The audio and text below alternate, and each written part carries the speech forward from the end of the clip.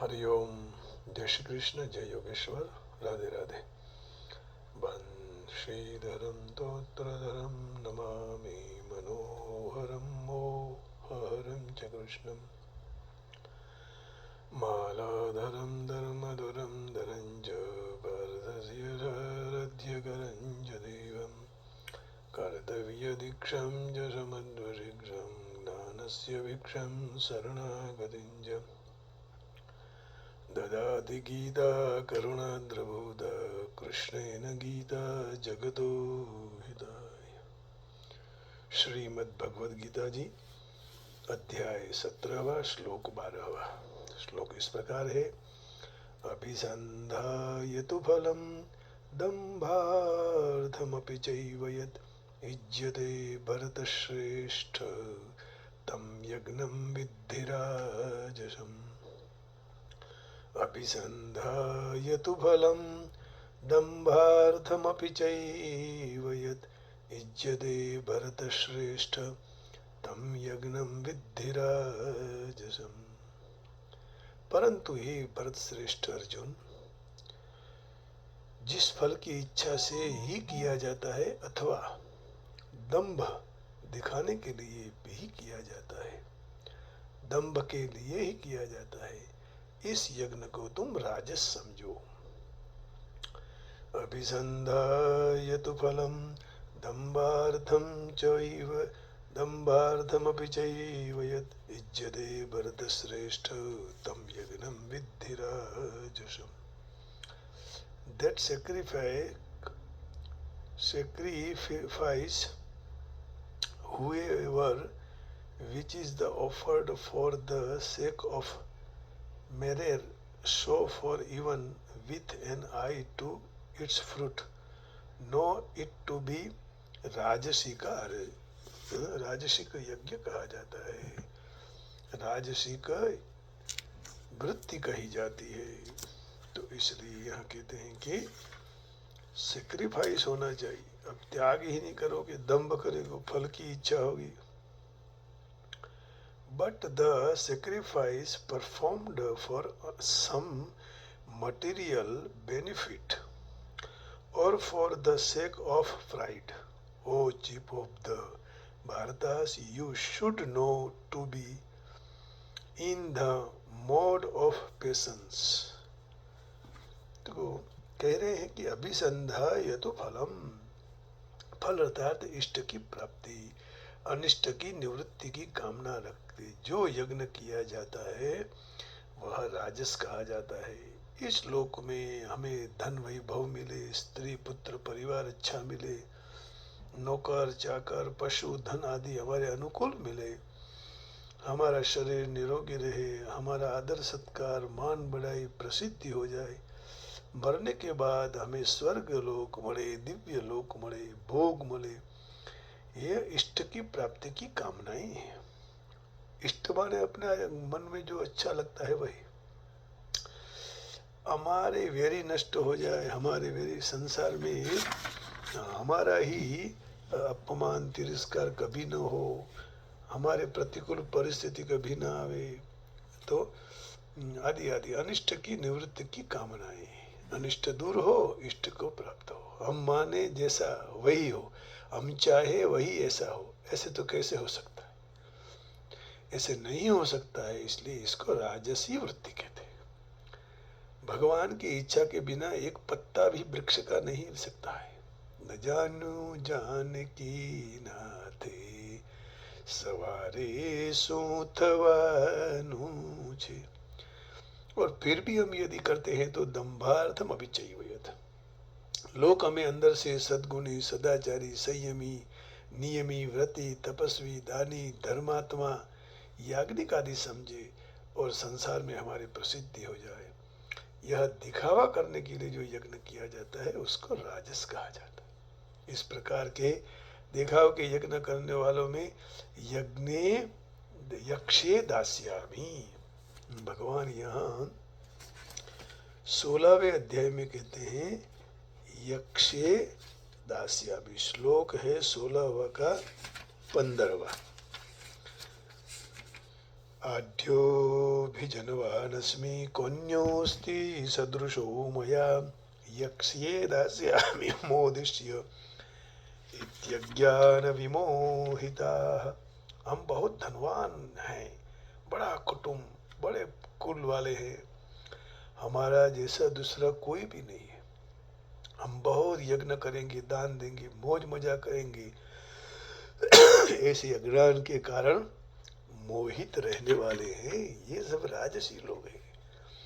अद्योभिजनवानस्मि कोऽन्योऽस्ति सदृशो मया यक्ष्ये दास्यामि मोदिष्य इत्यज्ञान विमोहिताः। तो ऐसे अज्ञान से मोहित हैं भाई, कोई किसी के लिए ऐसा नहीं हो सकता है। फिर कहते हैं यजन्ते नाम यज्ञैस्ते इसी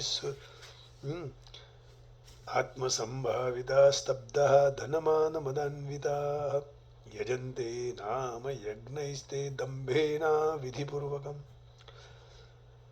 खुद को ही अतिश्रेष्ठ मानने वाले घमंडी अहंकारी मनुष्य, धन और मान के मत से चूर रहने वाले मनुष्य दंभ से अविधि पूर्वक नाम मात्र के यज्ञों द्वारा यजन करते हैं।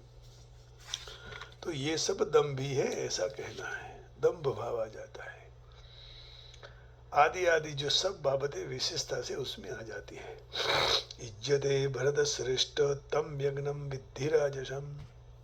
इस तरह फल की कामना और दंभ दिखाने के लिए ही यज्ञ किया जाता है, वह राजस यज्ञ है। जो यज्ञ कामना पूर्ति के लिए किया जाता है उसमें शास्त्र विधि की प्रधानता रहती है, क्योंकि यज्ञ की विधि और क्रिया में जो कोई भी प्रकार की यदि कमी रह गई तो उससे प्राप्त होने वाले फलों में भी कमी आ जाती है।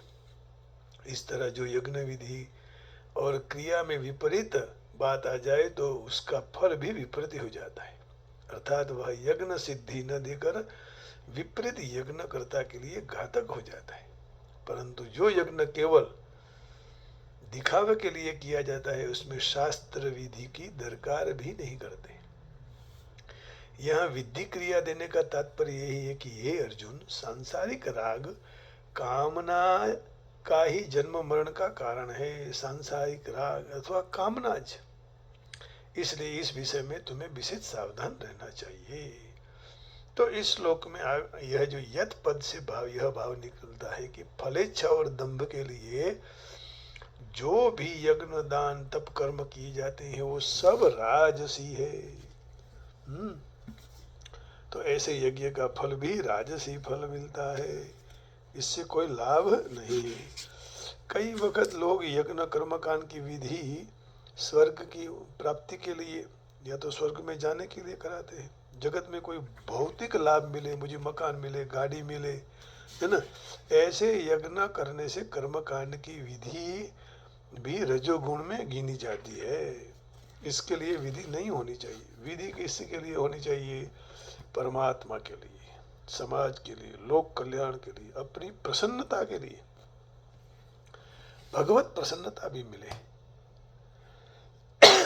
आइए अब तामस का यज्ञ कौन सा है? विधिहीनम सृष्टान्नम मंत्रहीनम दक्षिणम श्रद्धा विरहितम यज्ञम तामसम परिचक्षते। विधिहीनम सृष्टान्नम मंत्रहीनम दक्षिणम श्रद्धा विरहितम यज्ञम तामसम परिचक्षसे। शास्त्र विधि के बिना, अन्नदान बिना, मंत्र बिना, दक्षिणा के बिना, श्रद्धा के बिना किए हुए यज्ञ को तामस यज्ञ कहा जाता है। हम लोगों को बहुत अनुभव होता है, कई लोग मुफ्त में पूजा करवा के भी बाद में पैसे देते नहीं है, दक्षिणा नहीं देते हैं। दान तो दूर, दान और दक्षिणा में दो फर्क है। दक्षिणा हमारी मेहनत का, हम मंत्र बोलते हैं तब आप देना है। हम 2 घंटा या तो 9 दिन दुर्गा की पूजा करवाते हैं। तो we are not employee, we are सेवक for Ramji's, Krishna's, Radha's, Shiva's, Vishnu's, Balaji's, Durga's, Satyanarayan's, Navgraha's. We are सेवक, सर्वेंट।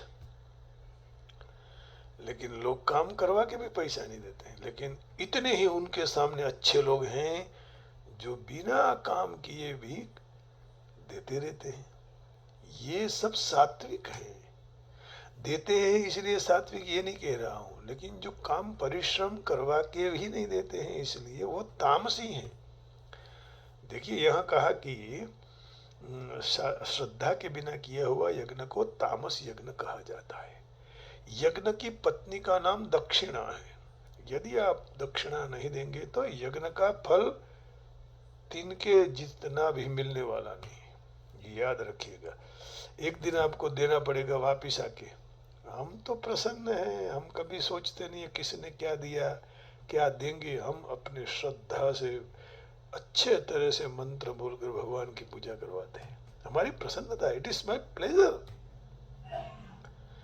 लेकिन आजकल कलयुग में जिनके पास बहुत पैसा है, बहुत पैसा है, वो काम करवा के भी पैसे देते नहीं। मैं सोचता हूँ काम करने वालों को भी वो नहीं देते होंगे। घर में जो काम करने के लिए आते हैं वो सोचते हैं हम सब ले जाएंगे यहाँ से, इतना वैभव छोड़कर कैसे मैं जाऊंगा, सब मैं ले जाऊंगा, मेरे जैसा कोई नहीं है, ये भाव आ जाता है। तब दुखी होते हैं ना। हमने तो कह दिया जो शास्त्र की बात की है, हम किसी के ऊपर नहीं कह रहे हैं। कृपया किसी कोई ऊपर अपनी टोपी मत पहन लेना। हम तो जो आया वो कह रहे हैं, हम मन में नहीं रखते हैं। जो भाव आया वह आपके सामने रख दिया। तो विधिहीनम सृष्टान्नम मंत्रहीनम दक्षिणम श्रद्धा विरहितम यज्ञम तामसम परिचक्षते। A sacrifice which is not in conformity with spiritual injunctions, in which no food is offered and no sacrificial fees are paid। यहाँ फीस लिखी है, दक्षिणा का शब्द कोई है ही नहीं। इसलिए हम लोगों को अंग्रेज पढ़ने वाले एम्प्लॉय समझते हैं। हकीकत में यहाँ शब्द नहीं है अंग्रेजी के पास, इसको दक्षिणा कहता है। दक्षिण का अर्थ है दाक्षिण्यम, जो उनकी मंत्र पढ़ने की दक्षिणता है, होशियारी, पवित्रता है, शौच है, ज्ञान है, उसके लिए आप दे रहे हो। लेकिन कलयुग है इसलिए हम लोग भी कलयुगी ब्राह्मण ऐसी तरह से ऐसी जगह रह कर अपना जीवन चला रहे हैं। तो sacrificial fees are paid which is without sacred chant of humans and devoid of faith is said to the तामसिका। यह तामस यज्ञ कहा गया है। तो विधिहीनम, अलग अलग यज्ञों की अलग अलग विधियां होती है, उसके अनुसार यज्ञ कुंड, श्रुवा, शुचि, पात्र, दिशा, आसन, विचार अलग अलग। तो अलग अलग देवताओं की अलग अलग सामग्री। जैसे देवी के यज्ञ में लाल वस्त्र, लाल सामग्री, परंतु तामस यज्ञ में इस विधियों का पालन नहीं होता। उपेक्षा पूर्वक विधि का त्याग कहा जाता है। मैं ऐसे यजमानों को और पदाधिकारियों को सुना हूं कि चलन तो सब चलेगा, अभिषेक में केसर के बिना चलेगा।